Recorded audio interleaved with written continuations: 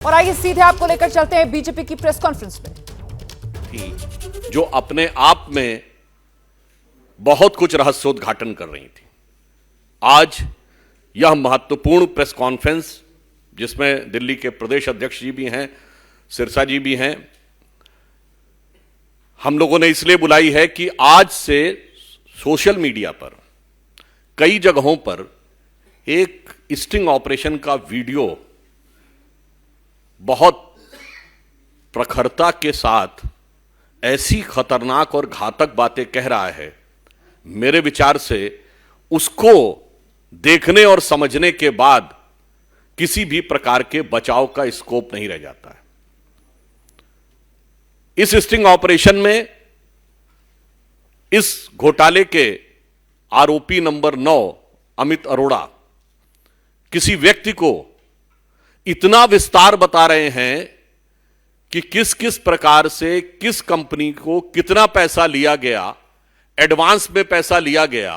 और इतना ही नहीं है, इसमें सिर्फ पैसे लेने और देने का उल्लेख नहीं है, पूरी की पूरी पॉलिसी किस व्यवस्थित ढंग से बनाई गई कि चुनिंदा लोगों के हाथ में ही पैसा रहे और कैश का फ्लो भी उन्हीं के हाथ में रहे। वो चीजें देखकर निश्चित रूप से आप लोगों को भी बहुत दुखद आश्चर्य होगा।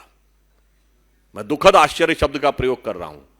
उदाहरण के लिए पूरे भारत में 2 ही बड़ी ब्रांड हैं जो शराब की ब्रांड हैं, उनके 2 ही बड़े अधिकृत जो होलसेलर्स थे दिल्ली में, उन्हीं को दिया गया।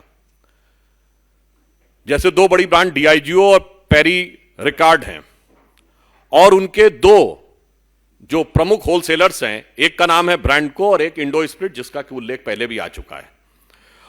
और इसमें वह व्यक्ति बता रहा है कि ब्रांडको ब्रांच वाले अमन ढल की तरफ से 60 करोड़ रुपए और इंडो स्प्रिट के समीर महेंद्रू की तरफ से के लिए 100 करोड़ रुपए उनके द्वारा देने की बात है, एक विषय। दूसरा, इसमें वो ये कह रहा, आप सभी जानते हैं, अगर मैन्युफैक्चरर, होलसेलर और रिटेलर, इसके बीच में जो कमीशन तय होता है वो कंपनियां तय करती हैं। भिन्न भिन्न रिटेलर्स का कमीशन अलग अलग परिस्थिति के अनुसार तय होता, ताकि उसमें एक स्वस्थ व्यावसायिक प्रतिस्पर्धा यानी एक हेल्दी बिजनेस कंपटीशन बना रहे। पर वो बता रहा है कि पहली बार ऐसा हुआ है कि कमीशन सरकार ने तय किया, और वो ये भी बता रहा है कि कमीशन किसका तय किया? होलसेलर का। देखिए, एक महत्वपूर्ण बात यह है कि मैन्युफैक्चरर के लिए पैसे का इनपुट अधिक होता है, क्योंकि उसे इंडस्ट्री लगानी पड़ती है, चलानी पड़ती है। रिटेलर को दुकान रखनी पड़ती है। होलसेलर जो है वो तो एक प्रकार का इंटरमीडिएट व्यक्ति होता है, उसका कमीशन, यानी होलसेलर जो है वो पूर्णतः कमीशन के आधार पर चलता है, और सर्वाधिक कमीशन उसका, और वह भी सरकार के द्वारा तय। और इसमें वो ये बता रहा है कि कमीशन लेने का औचित्य और आधार क्या था और किस प्रकार से वो पैसा लेकर बाकी लोगों को दिया गया। और इतना ही नहीं, यह भी दर्शा रहा है कि शराब के इस घोटाले के आधार पर लिए गए पैसे का गोवा और पंजाब में भी चुनावों में उपयोग किया गया। और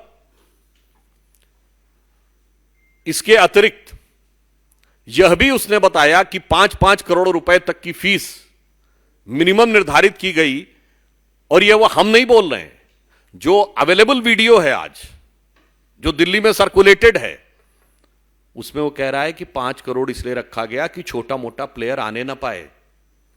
जिनके पास 80% बिजनेस है उनको 5 करोड़ देने में कोई समस्या नहीं होगी, जबकि मूलतः यह पॉलिसीज जब अन्य राज्यों में बनाई जाती हैं तो इस आधार पर बनाई जाती हैं कि छोटे छोटे व्यापारियों को भी काम करने का मौका मिले और प्रतिस्पर्धा करने का भी मौका मिले।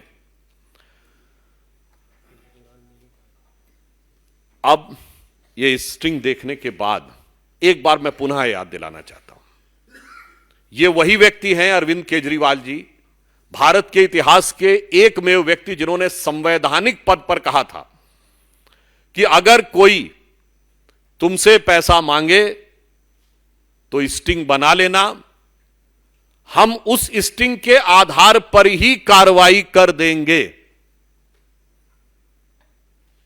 कोई अगर स्टिंग बनाकर भ्रष्टाचार का खुलासा करेगा तो हमारी सरकार तत्काल कार्रवाई करेगी। कहां गए वो वचन 7 साल पहले कि बोली गई वो बात? और ये बात स्टिंग में आपको देखने के बाद और अधिक स्पष्ट हो जाएगी।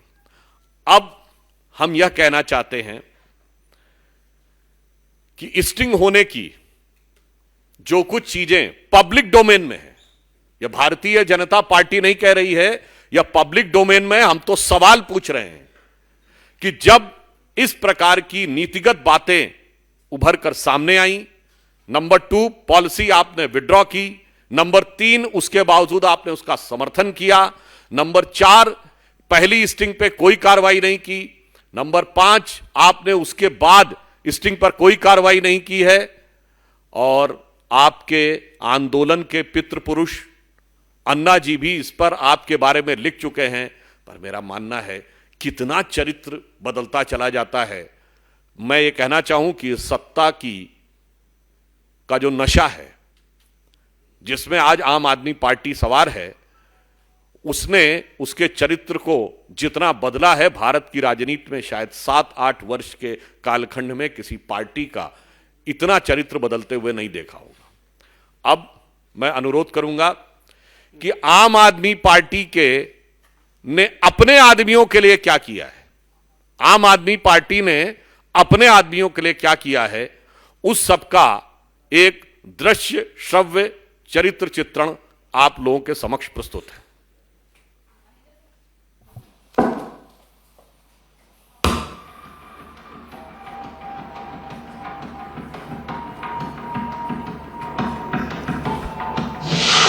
दिल्ली का जो था ये ब्रेड को अमनदीप डाल है, उसके बाद आपका एक दीवान स्प्रिट वाला इंडोस करे महावीर वाले, ऐसे में जब बताया आप बताइए कि चलो जी हाँ कैसा है।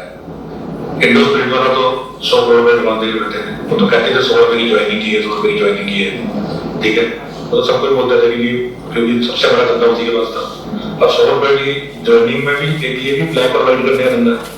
भाई आप 100 रुपए आज किसी को एडवांस में दे दो, कैश आप मेरे घर में कैश पड़ा, मैंने किसी को 100 रुपए एडवांस में दे दिया, अब वापस आने मेरे पास आ रहे हैं, ये तो कैश व्हाइट तो ब्लैक की कन्वर्जन होगी, जिस जो कैश दे रहे हैं, अगर मेरे पास कैश पड़ा मैंने आपको एडवांस दे दिया, अब आप मेरे को व्हाइट वापस आता है, फिक्स धंधा फिक्स मार्जिन दे दिया।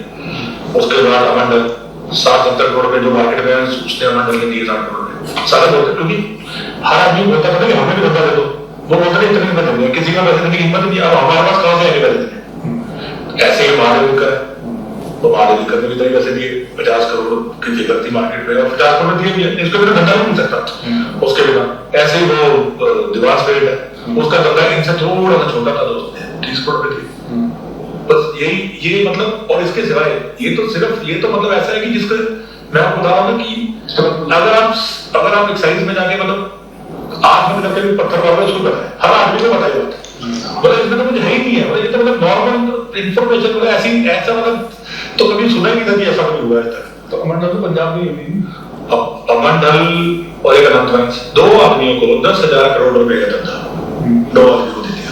कैसे दे दिया आप मेरे बताओ, हरियाणा के अंदर पॉलिसी है, एक शहर में 6 एडवांस के कंपटीशन क्या करता है, अगर एक दुकानदार में या एक कस्टमर में खरीदती है 6 दुकानें हैं तो उसको तो फायदा मिलेगा ना। क्यों नहीं 2 आदमियों को, मतलब कोई रीजन तो बताओ कि ये 2 आदमी क्यों करेंगे, आप क्यों नहीं दे देते हर शहर में 2 आदमियों को, ताकि कंपटीशन, कस्टमर के लिए तो कंपटीशन ज्यादा अच्छी बात है। आप लोग कहते हैं कंपटीशन क्रिएट करो, आप कह रहे हो रिस्ट्रिक्शन क्रिएट करो, ऐसे रिस्ट्रिक्शन क्रिएट करके 2 आदमियों को धंधा दे दिया। आज की डेट में अमंडल प्रिंट को और अनंत वाइंस पंजाब में जिस भी टेलर का धंधा बंद करा सकते हैं, जिसको ना मान दें उसकी दुकान बंद हो जाएगी, वो बेचारा पैसे नहीं कर देगा। आप इसमें मेरे से नहीं, पंजाब के किसी भी टेलर से जो बताने की हिम्मत करेगा उससे पूछो, जब हिसाब किताब सब कुछ सेम है तो चेंज कैसे होगा, सब कुछ सेम है उसके अंदर, ये तो बड़ा हर तरह के पैसे लेने जाते थे। आपका भी नाम है, अब मेरा नाम है तो रिटेलर मेरा दिनेश अरोड़ा हो जाता था, अब लोग मेरे को लोग दिनेश अरोड़ा बोलते रहते हैं, मेरा नाम अमित अरोड़ा जी, अमित अरोड़ा।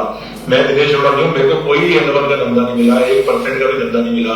मेरे पास रिटेल का धंधा जो मैंने हाई कोर्ट से मेरे को मिला है, high court, Delhi high court से कोई जीत के लेके आया हूँ। मेरे पास कोई और बिजनेस नहीं था। अब मेरा नाम डाल दिया तो मैं इंक्वायरी बंद कर दी। मैंने जब भी इसकी पॉलिसी बनाने में तो सारा काम जो है वो विजय नायक का था, सभी वेंकटू का था, अमन ढल का था, मैडम चड्डा का था, और एक अरुण पिल्लई नाम का ये जो अमन ढल है और जो सुबीर वेंद्रो इंडो स्पिरिट है, मैडम चड्डा महादेव लिकर है, और जो ये है क्या कहते हैं इनका अरुण पिल्लई है, बनाया कितना होता है अगर कोई बंदा ड्रग्स भी बेचे तो भी तरह से खा सकता है। 10 करोड़ रुपए भी लगाए होंगे और 150 करोड़ रुपए कमाए हैं अभी तक। और ये सारा सिर्फ ये पैसा कमाने का तरीका नहीं था, ये एक और तरीका था। क्या किया, 100 करोड़ रुपए एडवांस दे दिए कैश में, इन्होंने 100 करोड़ रुपए अपने इलेक्शन में लगा दिए, कहीं भी हरियाणा पंजाब में इलेक्शन में लगा दिए, गोवा में लगा दिए। लेकिन अब जब वो पैसा वापस आ रहा है, पहली पॉलिसी है जिसके अंदर लिख दिया कि इस पैसे को आपको 12% देना ही पड़ेगा, नहीं तो क्या होता है डिस्ट्रीब्यूटर और एक रिटेलर का या डिस्ट्रीब्यूटर और एक कंपनी का रिलेशनशिप वो दोनों आपस में ट्रेड करते हैं। अगर आप टीवी के डिस्ट्रीब्यूटर हैं तो कोई सरकार थोड़ी बताती है कि कितना परसेंट ट्रेड होगा, ये तो इन्होंने डिसाइड कर दिया, 12% फिक्स कर दिया। अब एक आदमी 10 करोड़ रुपए लगाए और हर महीने 10 करोड़ रुपए पाए, ऐसा धंधा तो मैंने तो आज तक जिंदगी में देखा नहीं, सोचा नहीं। और ऐसा पूरे ये तो सिर्फ वो वैल्यूएशन होता है ना, पेटीएम बन गया, पेटीएम ने बोला हजारों करोड़ बन गया, वही चीज चल रही है। अगर ये चलता रहता तो ये हजारों करोड़ रुपए का फ्रॉड था। ये तो सरकार के बीच में पता चल गया, मतलब इतना ओपन फ्रॉड था कि एक्साइज के पीएम को भी पता था क्या होगा। मतलब इन्होंने क्या किया, सारी दुनिया को मार दिया और सिर्फ कुछ लोगों को जिंदा कर दिया। सारे रिटेलर पुराने मार दिए बेचारे, सारे लोगों को मार दिया। ये तो हाई लगी थी इनको सरेआम, जो इन्होंने चर्चा भी चल रही नहीं। पहले एक बार सोचो, वो भी बताता हूँ, पहले एक बार सोचो, पहले 10 लाख रुपए का लाइसेंस था होलसेल का, इन्होंने 5 करोड़ कर दिया पूरे हिंदुस्तान में। मैं भी आपको बता रहा हूँ, पूरे हिंदुस्तान में कहीं दिखा था 5 करोड़ का लाइसेंस हो। क्यों कर दिया, ताकि छोटा प्लेयर एग्जिस्ट न करे।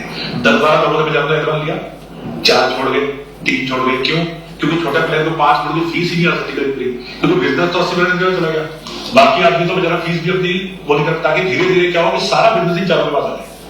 बेसिकली प्लान तो यही था कि सारा बिजनेस ही चारों के पास है। पूरा दिल्ली का बिजनेस जो 15,000 करोड़ रुपए की टर्नओवर का बिजनेस है, वो सारा बिजनेस ही चारों के पास आ जाए। अल्टीमेटली तो यही प्लान था। गवर्नमेंट ने तो और इन्होंने क्या किया, क्योंकि इनको पैसे सिर्फ इनको किसी रिटेलर से पैसे नहीं मिल रहे थे, इनको पैसे मिलते होलसेल से। ये क्या कहते हैं, बहुत सारी होलसेल कैसे होगी, जैसे बाकी स्टेट्स ना, हरियाणा में बाकी स्टेट्स का कोटा फिक्स रहता है कि आपने मैंने बिड की फीस दी 200 करोड़ की, तो 200 करोड़ के तक की एक्साइज का कोटा फिक्स है। उसके ऊपर अगर मैं दारू देता हूँ तो मेरे को फिर से पूरी एक्साइज 165% की एक्साइज देनी पड़ती है।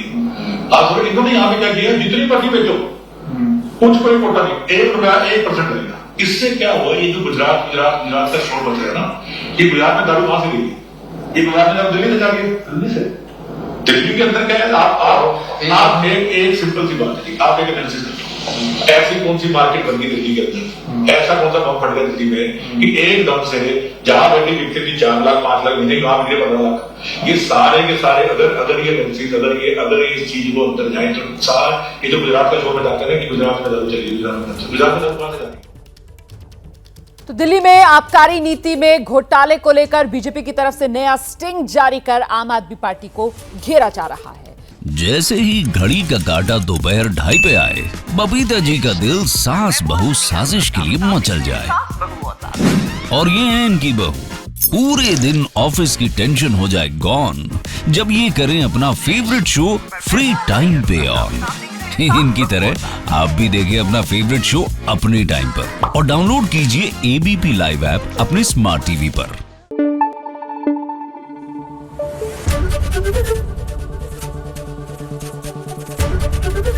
एबीपी न्यूज आपको रखे आगे।